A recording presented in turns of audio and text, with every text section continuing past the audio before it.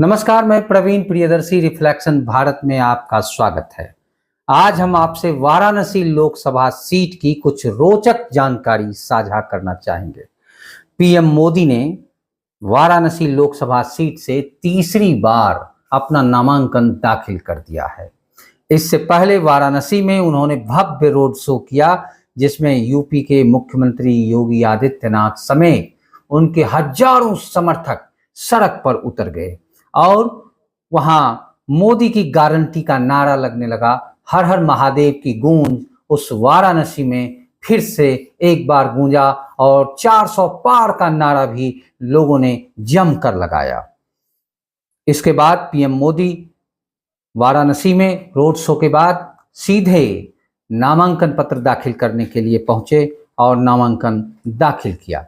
प्रधानमंत्री नरेंद्र मोदी वाराणसी से लगातार 2 बार 2014 और 2019 में चुनाव जीत चुके हैं। 1 जून को आखिरी चरण में यहां मतदान होना है। इंडिया गठबंधन ने नरेंद्र मोदी से मुकाबला करने के लिए उत्तर प्रदेश कांग्रेस के अध्यक्ष अजय राय को मैदान में उतारा है। यह दिलचस्प मुकाबला इस बार होने वाला है।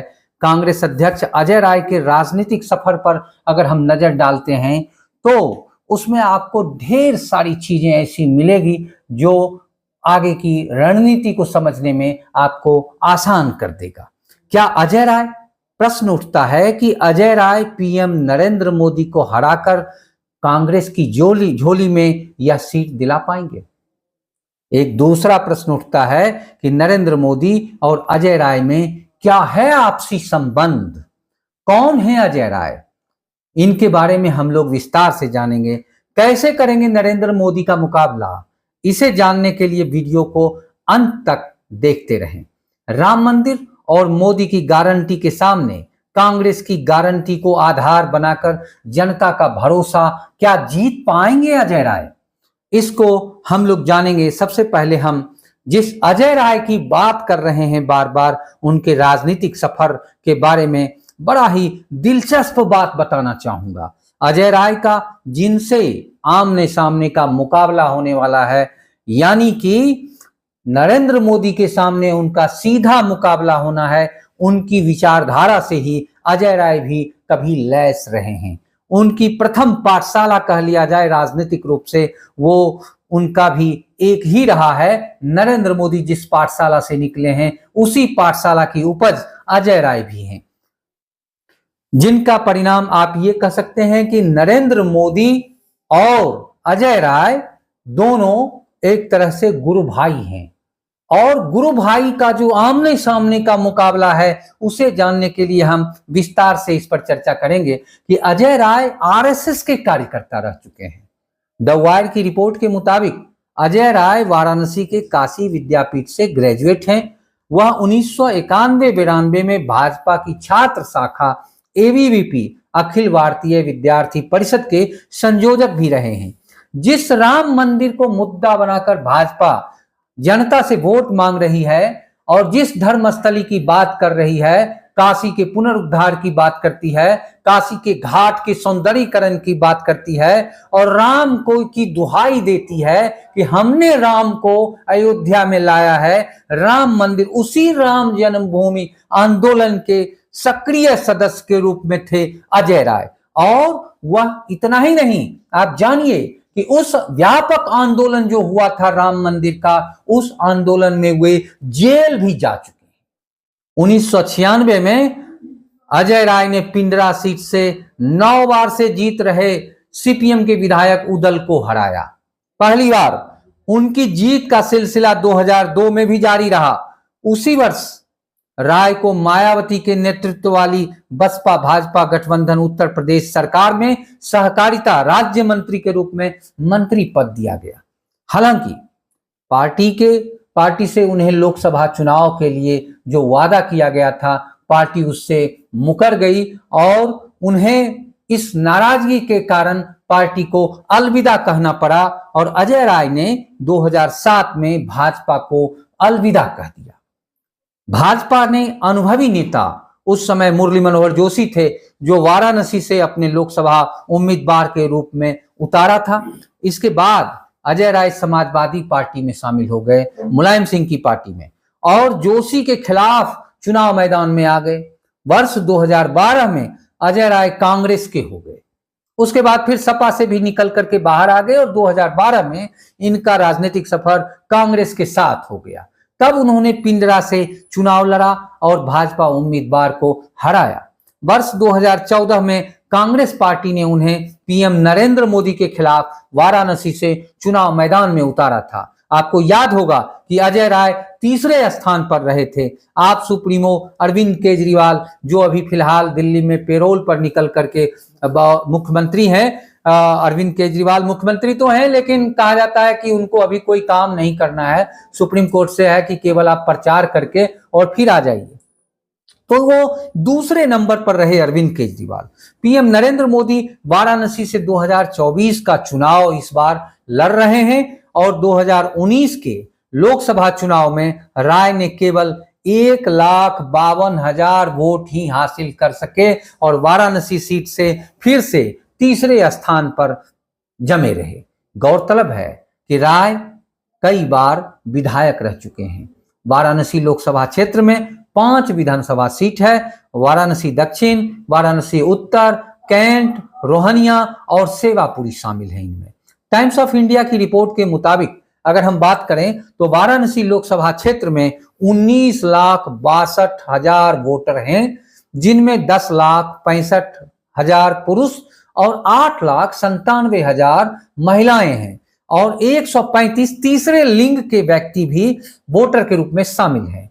इस साल वाराणसी लोकसभा सीट पर 52,174 लोग पहली बार वोट डालेंगे।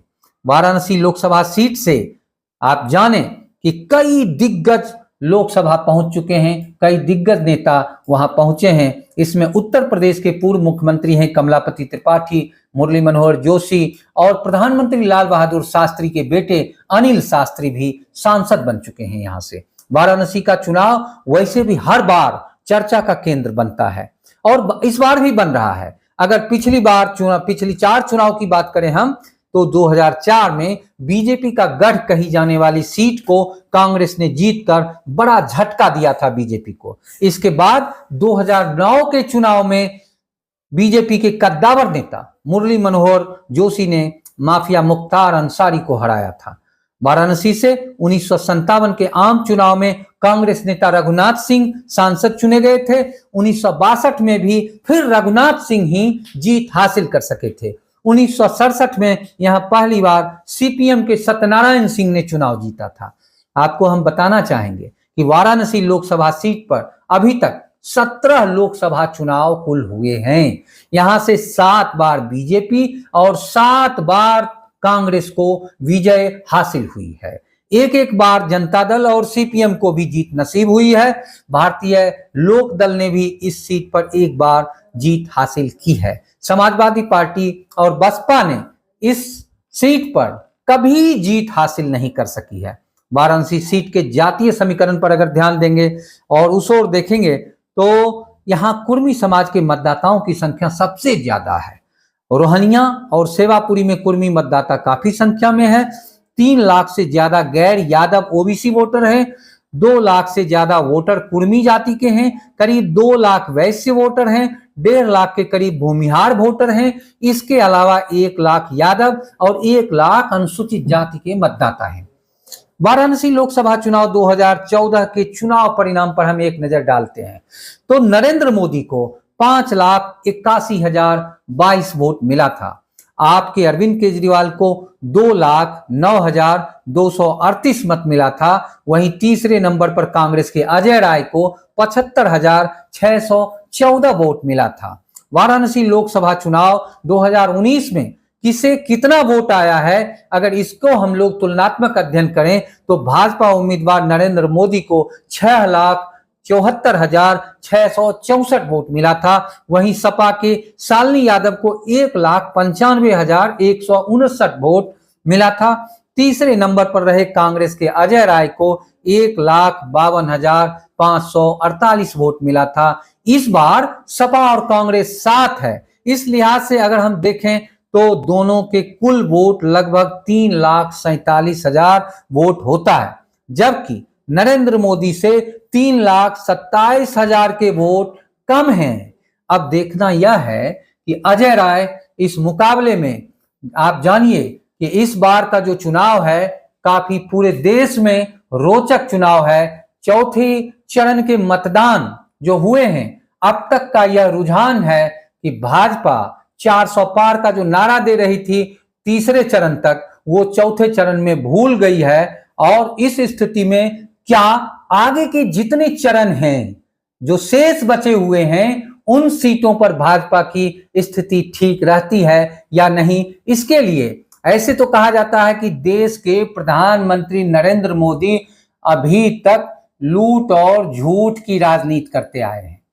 इस बार वाराणसी सीट पर वो क्या जुमला छोड़ेंगे और उसका बदला, उसके लिए मुकाबला अजय राय किस प्रकार करेंगे, यह तो उनकी अगली रणनीति होगी। और इस पर हम अब देखना यह है कि 4 जून को, माफ कीजिएगा 4 जून को भारत के लोकसभा सीटों का पूरा परिणाम आ जाएगा सामने। तो हम लोग ये देखेंगे कि कांग्रेस की झोली में अजय राय वाराणसी का सीट डाल पाते हैं या नहीं, इसके लिए हम लोग बने रहेंगे। आगे भी वीडियो में आपको जानकारी देते रहेंगे कि क्या होगी कांग्रेस की रणनीति, क्या कांग्रेस का विकास की जो गारंटी दी जा रही है, क्या महिलाओं के लिए जो तरह तरह के एजेंडे दिए जा रहे हैं, उस एजेंडे से यहाँ के वाराणसी लोकसभा क्षेत्र के मतदाता क्या उससे शामिल हो सकते हैं, क्या उसमें उनके कहने पर वोट डाल सकते हैं। राय जो कि अभी तक का रिकॉर्ड रहा है कि तीसरे स्थान पर ही रहे हैं, तो फिर आगे क्या कर पाएंगे, इस रणनीति के बारे में हम लोग पल पल की जानकारी आपको वाराणसी सीट के लिए आगे वीडियो में देते रहेंगे विस्तार से। धन्यवाद। और इस तरह का वीडियो देखने के लिए हमारे चैनल को लाइक, सब्सक्राइब और शेयर जरूर करें।